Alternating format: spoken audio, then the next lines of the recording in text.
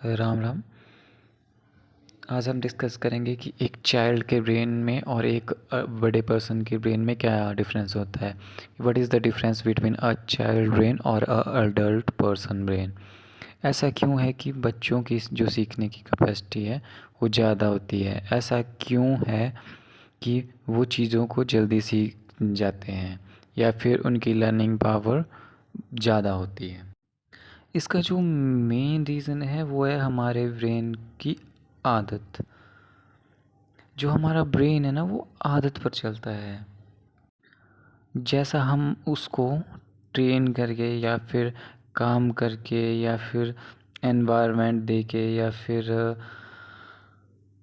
जैसे हम उसको रखते हैं ना, वो सारी उसकी ट्रेनिंग होती है माइंड की। जैसी ट्रेनिंग होगी वैसी माइंड को आदत होगी, जैसी माइंड को आदत होगी वो वैसा बन जाएगा। अगर मान के चलो हम कुछ नया नहीं कर रहे ब्रेन के लिए,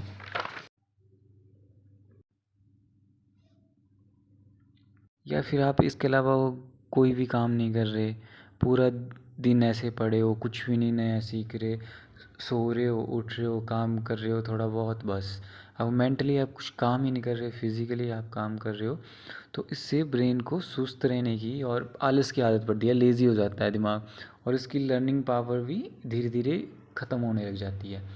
ब्रेन मतलब ऐसे चलता है कि अगर आप उसको अच्छे से ट्रेन देनो दो करोगे ना, इसकी लर्निंग पावर, ऐसे काम करोगे जिनसे लर्निंग पावर बढ़ती है, सोचने वाले काम करोगे, तो इससे ऐसा रहता होता है कि जो माइंड है उसकी लर्निंग पावर बढ़ जाती है क्योंकि एक्टिव रहता है। तो इससे फिर ये होता है कि हम जल्दी चीज़ों को सीख नहीं पाते हैं। और दूसरी साइड ऐसा क्या है कि एक बच्चा है जो उसकी लर्निंग पावर है बहुत ज़्यादा है, उसके लिए सब उसके लिए नई चीज़ को सीखना बिल्कुल नॉर्मल है। ऐसा क्यों है? इसका एक ही रीज़न है कि जो बच्चा है ना, वो जैसे मान के चलो पैदा हुआ, धीरे धीरे बड़ा हो रहा है, तो उसके लिए हर चीज़ नई है।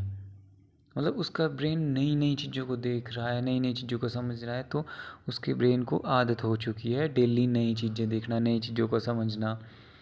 और तो उसकी जो अभी स्टेज है वो लर्निंग स्टेज है, तो लर्निंग स्टेज है तो उसका ब्रेन एक्टिव है।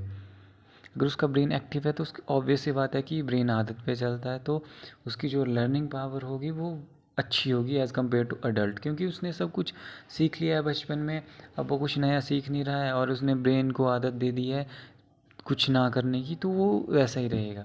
तो इसलिए बच्चों की लर्निंग पावर बहुत ज़्यादा होती है, वो जल्दी देख के सीख जाते हैं क्योंकि वो उनकी प्रैक्टिस ही हो, ट्रेनिंग ही वही हो रही है सीखने की। तो जब सीखने की ट्रेनिंग हो रही है तो वो दिमाग को आदत पड़ रही है, दिमाग को वैसी आदत है तो वो वैसा ही रिएक्ट करेगा।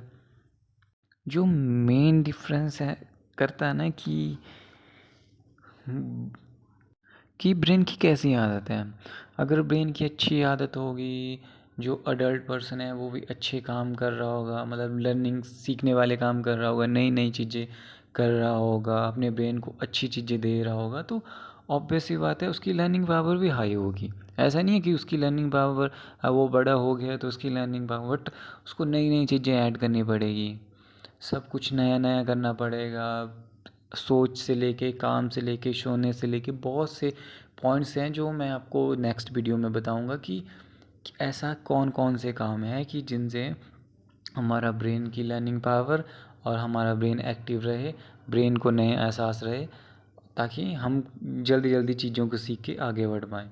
क्योंकि अगर हमारे ब्रेन में पावर नहीं होगी, ब्रेन को आदत नहीं होगी नई चीज़ों को सीखने की, तो हम कभी भी ग्रो नहीं कर पाएंगे।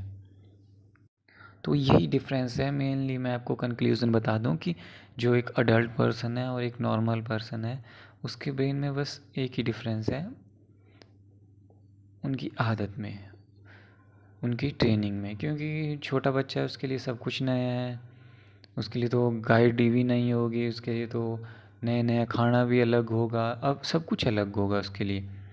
तो उसकी ब्रेन बहुत एक्टिव हो जाता है, और जो बड़ा हो चुका है उसने सीख लिया है, तो अब वो कुछ नया कर नहीं रहा है, तो उसका ब्रेन को ट्रेनिंग मिल रही है कुछ ना करने की, स्लो होने की।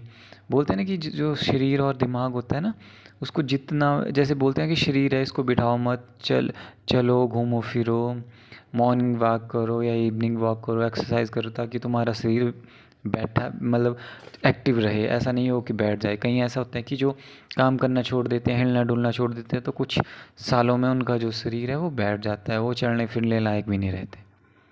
तो वो चीज़ है, वो चीज़ आपको ध्यान रखनी है, ताकि हमारे ब्रेन के लिए, क्योंकि हम अपने बॉडी के लिए तो कर देते हैं, बट ब्रेन के लिए कोई भी कुछ नहीं करता है।